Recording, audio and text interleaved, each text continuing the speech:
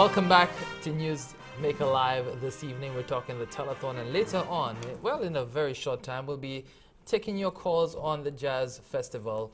What are your views on it? Whether you see it as a viable festival, whether you believe that this festival has outlived its usefulness. I'm sure that you would want to comment on that issue. We'll be taking your calls on that topic very shortly, but we're still with Ms. Julianne Alfred, the Executive Director of the NCF, and we're talking NCF and the National Telethon that is happening this weekend, Gaiety on Rodney Bay from 12:30. And before we go back to Ms. Alfred, we have a call. Good evening. Please go ahead with your contribution.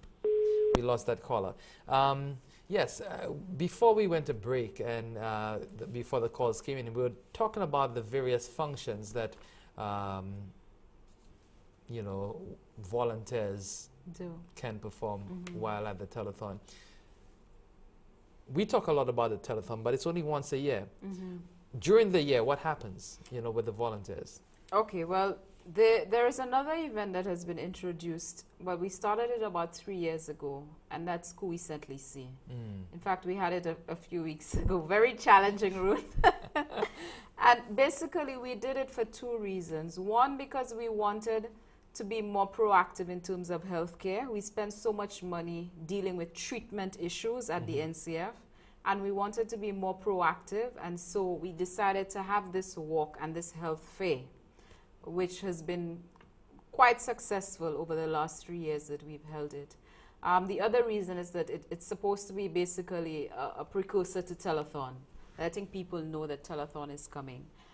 So it has served us well in terms of that, and it allows St. Lucians to also contribute, because many people would register, not do the walk, and just contribute to the foundation. Right.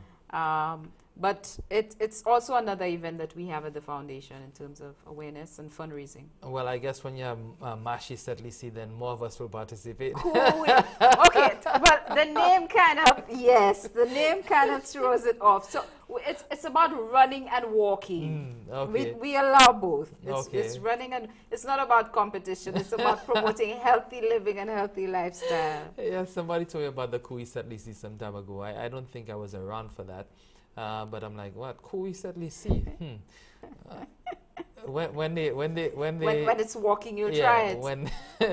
When they allow me to walk, then I should be fit enough. Our participants walk. But the public response has been really good. I mean, generally, we have to say a big thank you to all of our sponsors, our partners, the performers, the volunteers, and the St. Lucian public as a whole, because they have been very receptive and very supportive to the work of the foundation. When the NCF calls on the community in terms of doing their part, people come out and they do their part. We saw it with the Thomas recovery efforts. I mean, we worked with a lot of partners to be able to bring relief to individuals. And St. Lucians do their part. So we really have to say a sincere thank you for that. It is only because of their efforts and all the partnership from the various sponsors and partners that we have survived 10 years. Now, I think it's a very good time to introduce a program that the Dollar Factor Live is putting up, and it will be launched tomorrow. And it deals with self-esteem issues, dealing with people who have problems facing people in authority, and we see that in our program, you know, in various communities as well. So it is the U Factor, organized by the Dollar Factor, and they're launching that at the Bay Gardens